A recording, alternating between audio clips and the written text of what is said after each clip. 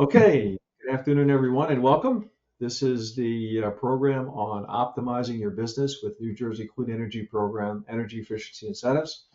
I'm Jeff Grant, Chairman of the Energy Sustainability and Resilience Committee, and thank everybody for joining us this afternoon. I also want to thank our members of the committee for helping make these programs possible. The series we've had, I think, has been very, very successful over the past year and a half or so. So thank you, Barry Feinberg, Jay Greeley, Kevin Kelly, Nina Kovlenko, Bob McSoud, Paul Abramson, Don Pico, Sandy Steed, Mike Bertolo, and our honorary member, Pat Hanley. And also a thank you to our annual sponsors. We have our gold sponsor, First Onsite Restoration, our silver sponsors, City Fire Equipment and AJ Square Security, our bronze sponsors, Belfour Property Restoration, Colliers, Columbia Property Trust, Federal Business Centers, JLL, Planned Companies, Public Sewer Service, Spinella Electrical Contracting, and ServPro of, get ready, Eatontown, Long Branch, Hackensack, Little Ferry, Jersey City North, The Heights. And for a program introduction, we have our presenter with us here, Tiffany Lewis, standing by. Tiffany is a results-oriented project management professional with over 15 years in the field of education encompassing work that includes community engagement and strategic planning. She's a creative critical thinker with analytical skills and a problem-solving mindset and combined with interpersonal skills enables her to facilitate initiatives to promote organizational growth, visibility, and financial success for her clients. As an outreach manager with New Jersey's Clean Energy Program, Tiffany focuses on customer education, and along with education, she provides concierge service that helps guide contractors and end users into incentive programs that maximize their return on investments. To do this, she educates and empowers contractors, developers, and owners to take innovative, decisive, and financially attractive actions today that contribute to New Jersey's clean energy future tomorrow.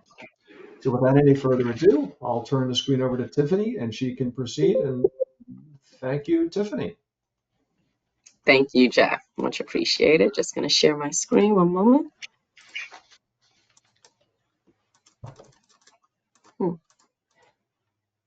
It worked before. Let's try. Let me see. Let's do it this way.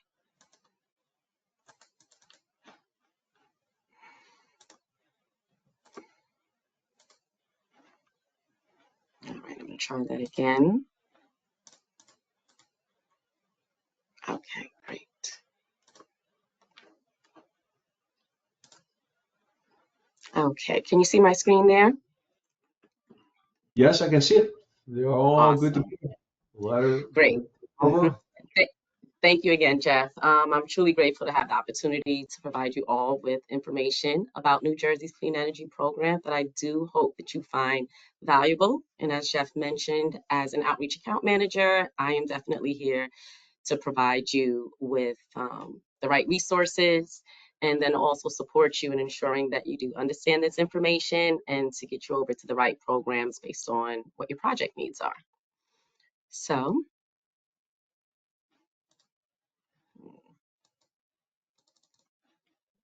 it's not working. All right, there we go.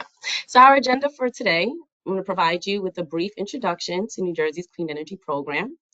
I'm also going to share some information about the transition of programs in the year of 2021 that is still with us today. I'll also share some of our program highlights, as well as ensure that we're all clear on the definition of energy efficiency, and then discuss the C&I energy efficiency programs. So, New Jersey's Clean Energy Program is administered by the Board of Public Utilities. The BPU is a state agency that oversees regulated utilities while also addressing consumer protection and energy reform. Now, funding for New Jersey's Clean Energy Program is provided through the societal benefits charge that ratepayers will find on their investor-owned utility bill.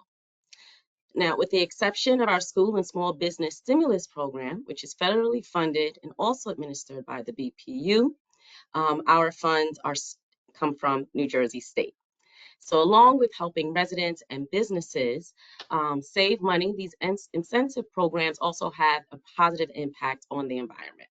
They help to lower emissions and also help the state meet its goal of 100% clean energy by 2035, which was a recent update made in January to the current New Jersey Energy Master Plan. Now, the Clean Energy Act and Energy Master Plan ultimately led to many existing building and retrofit programs formerly administered by New Jersey's Clean Energy Program to transition to the utility companies. The only exceptions are the Large Energy Users Program and the Local Government Energy Audit. So as of July 1st, 2021, you can now contact your local utility provider directly if you're looking to upgrade your facility with the one-to-one replacement. Now, their programs include prescriptive and custom rebates, direct install, as well as engineered solutions. So the big takeaway here is that customers and contractors will now turn to their respective utility companies for their energy efficiency programs that qualify for retrofit equipment.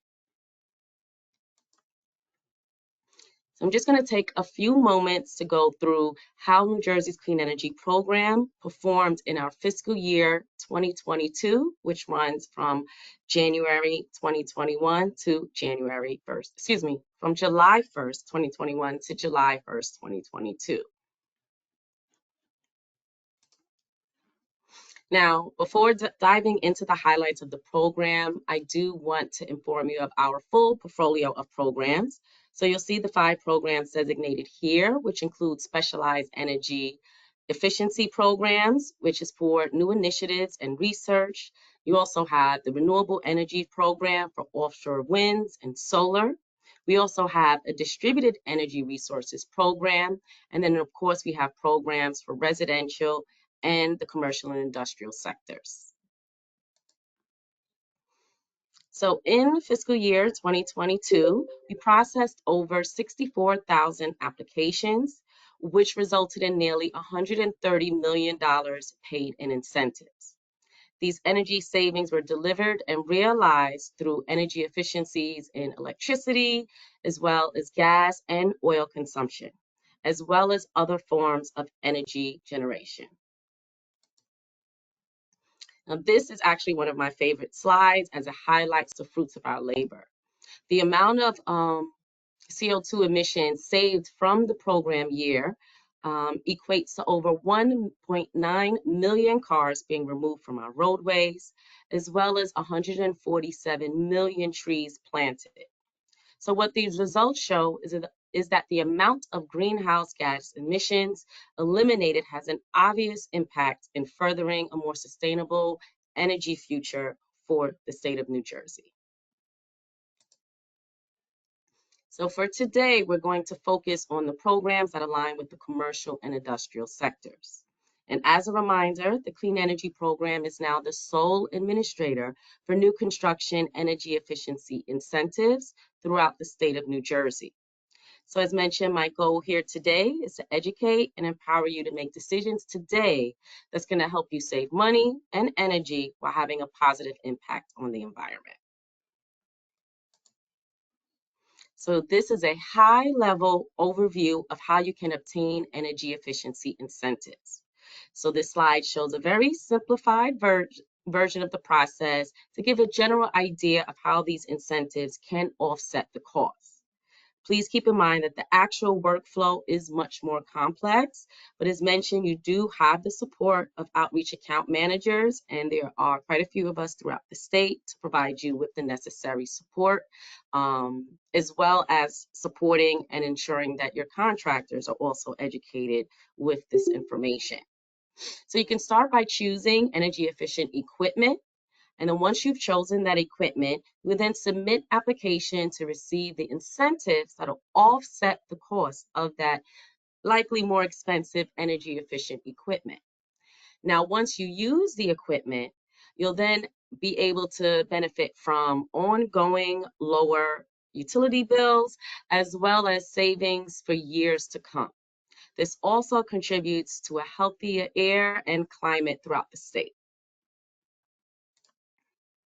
So the first program we're going to discuss is one of our existing building programs, which is our Large Energy Users Program, which we also call LEUP.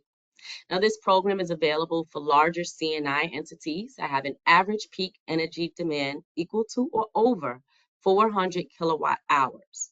And in addition, to qualify for this program, the building must have paid at least $5 million in utility bills for the previous year. So this program has been used by large hospitals as well as college campuses and is most appropriate for those larger institutions that have multiple buildings. And we oftentimes see these projects include energy resiliency measures like combined heat and power and fuel cell technologies. This is what we consider a success story of a project that used our LEUP program for the upgrades. And as you can see here, the project cost, the total of that project was close to $700,000. And we provided over $500,000 in incentives, which also provided the facility with annual savings over $550,000.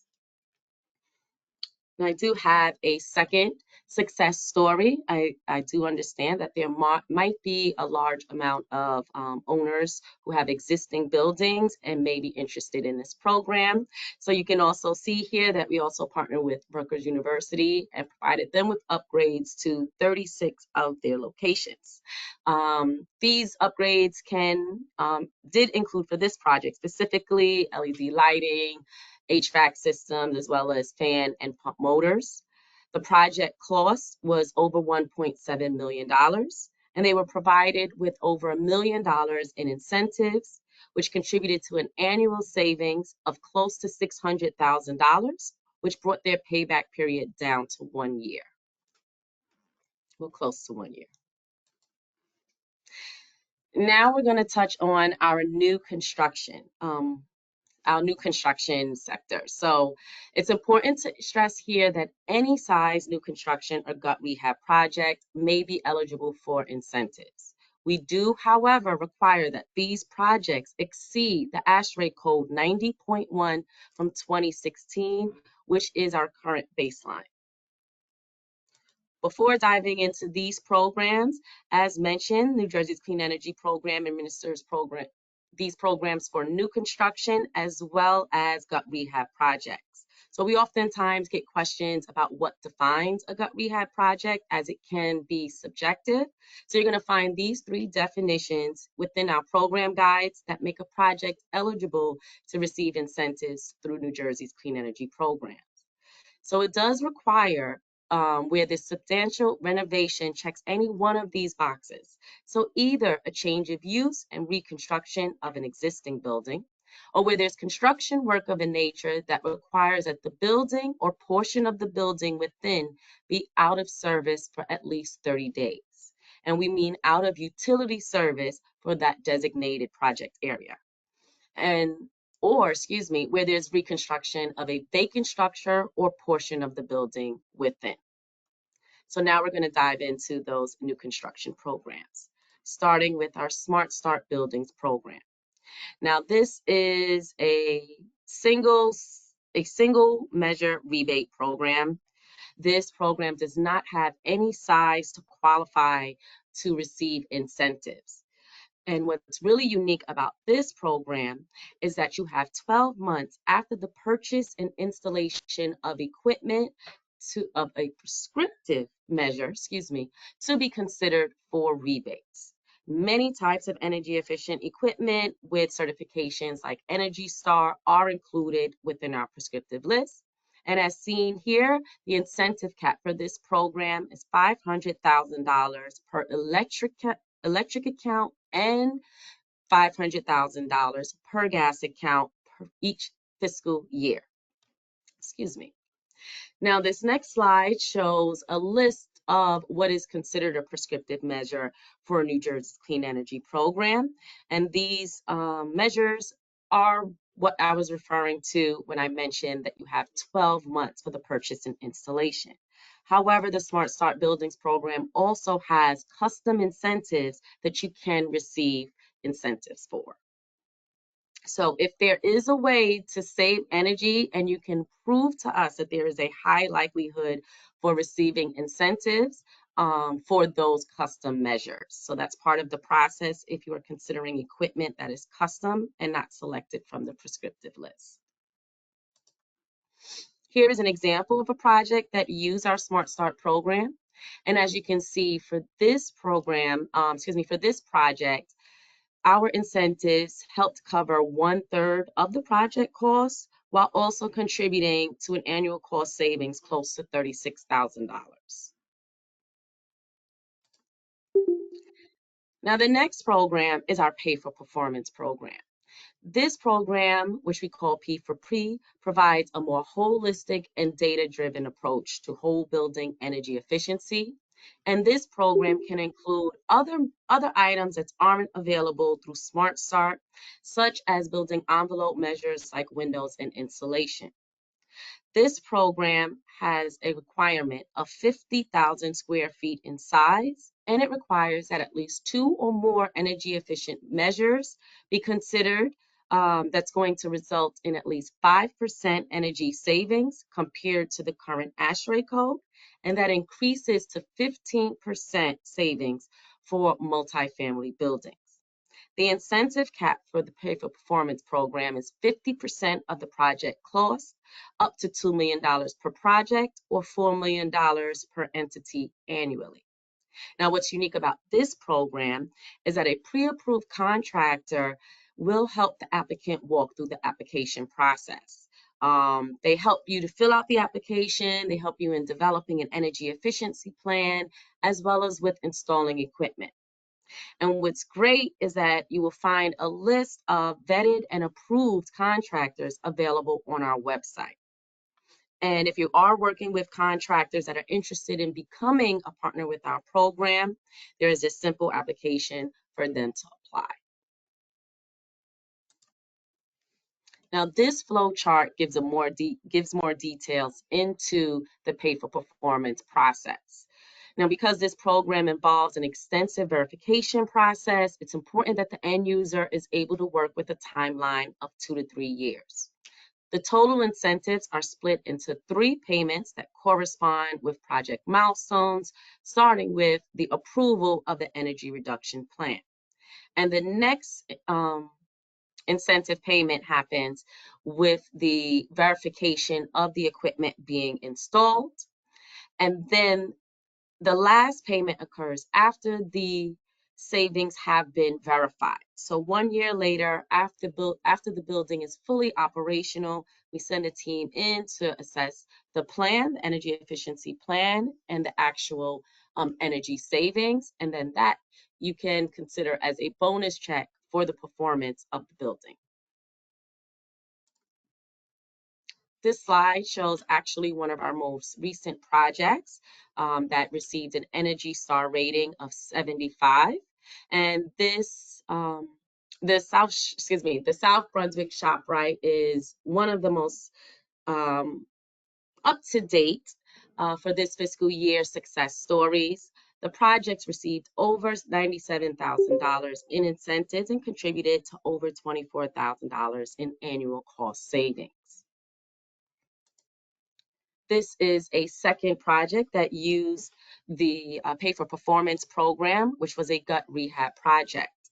Now, as you can see, Bellworks modernized their 1 million square foot facility with LED lightings. They updated their controls, as well as variable frequency drives to increase the comfort of their interior spaces, as well as saving on their annual energy costs. So with our $2 million incentives and resulting $480,000 in annual cost savings, this project has a payback period of a little bit over 4.5 years. Now, finally, for distributed energy resources, we have our Combined Heat and Power and Fuel Cell Technologies program. So CHP is for customers who want on-site generation and are not utilizing their waste heat. There's no size to qualify for these incentives, and this technology enables you to be resilient when the power from the grid is not available for some reason. Here is a success story of Jersey Shore University's medical center that used our incentives to install the combined heat and power system. The total project cost was around $3.8 million, and we paid $1 million in incentives, which brought the payback period down to 1 year.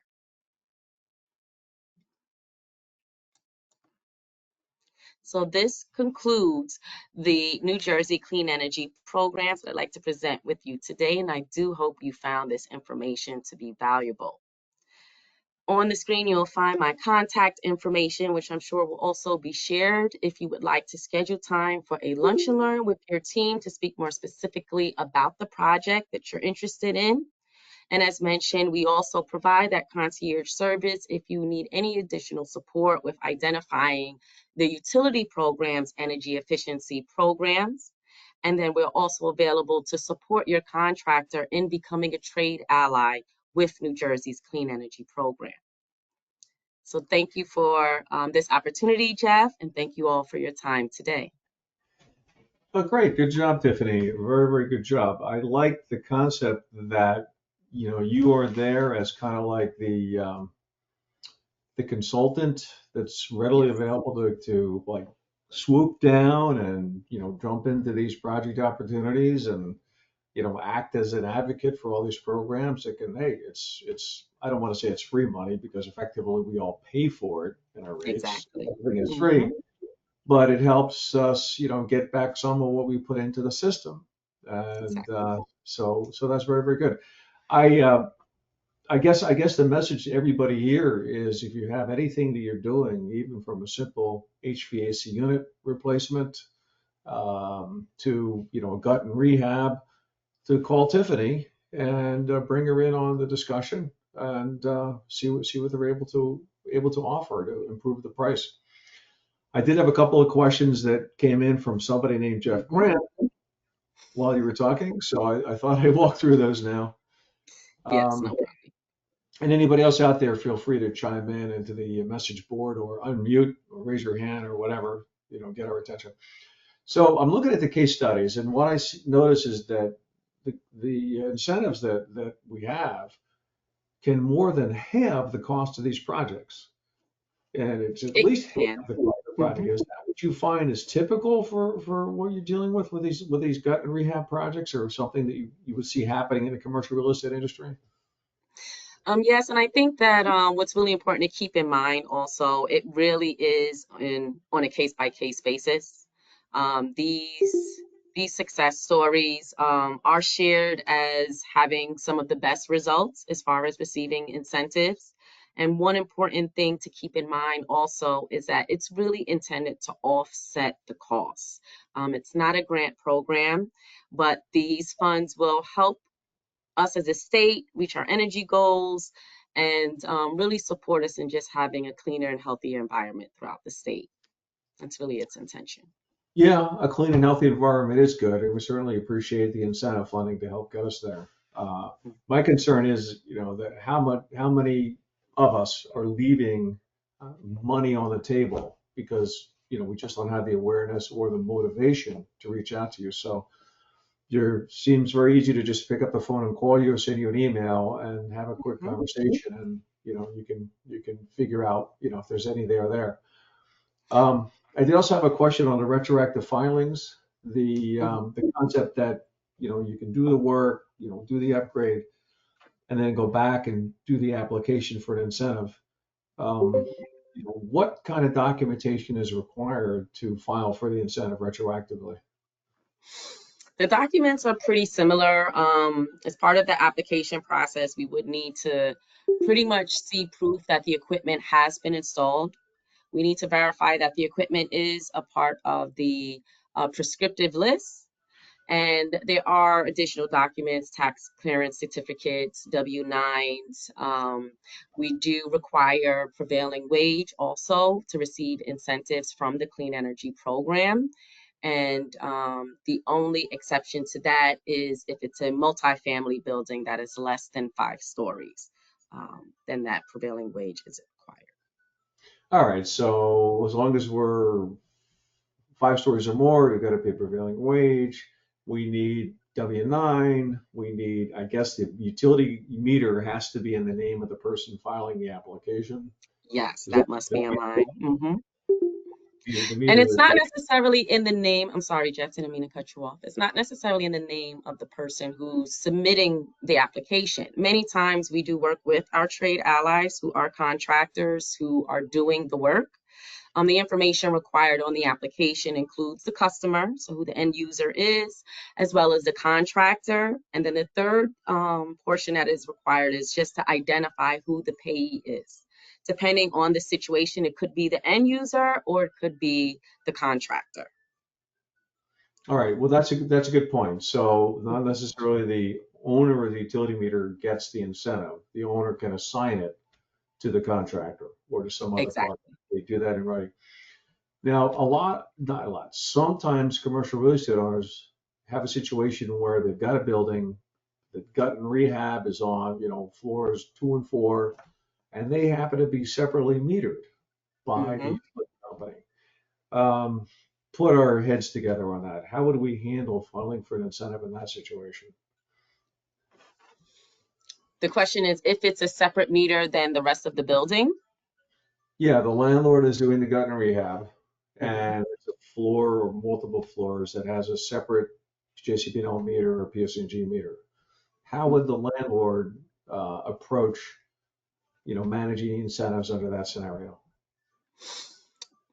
So one thing to keep in mind with the gut rehab project is that it would need to be off of that meter for at least 30 days for the work. Usually the utility company will provide I believe they use like a construction utility account, so it's temporary. Um, our program team provides the support necessary in order to kind of facilitate how that can look with gut rehab projects because it does get a little complicated and sometimes it gets convoluted also with whether or not you would receive incentives through the clean energy program or if you receive incentives through the utility companies because they also have gut rehab. But one thing to keep in mind with clean energy program is if you are gutting down to the studs and you're considering everything new as far as rewiring the space, that's typically New Jersey clean energy program incentives. So we do have the program team, which typically walks through the that works with our engineering team also to determine how that would look and with how that would be categorized. I hope All that right. answers your All right, but question. it is a level of Mhm. complexity, and I want to suggest to everybody that's on the call, no matter Mhm. where you are in the industry, it's important to keep in mind that the ownership of the meter is something that has to be addressed, and that if you're an owner of the building, you might want to think about adding some phraseology in your leases that state, while you're doing this, tenant, you got this work letter that's built into the lease renewal. Make sure there's language in there that says any incentives, is going to come back to the landlord, and that the tenant will help facilitate filing the incentives with you. So that's kind of a way around that because the tenant effectively has that meter during construction and after construction. There's no temporary meter or anything like that. So just be mindful if you're an owner to make sure you have that covered in your leases going forward. It's just a sentence and that's all it takes.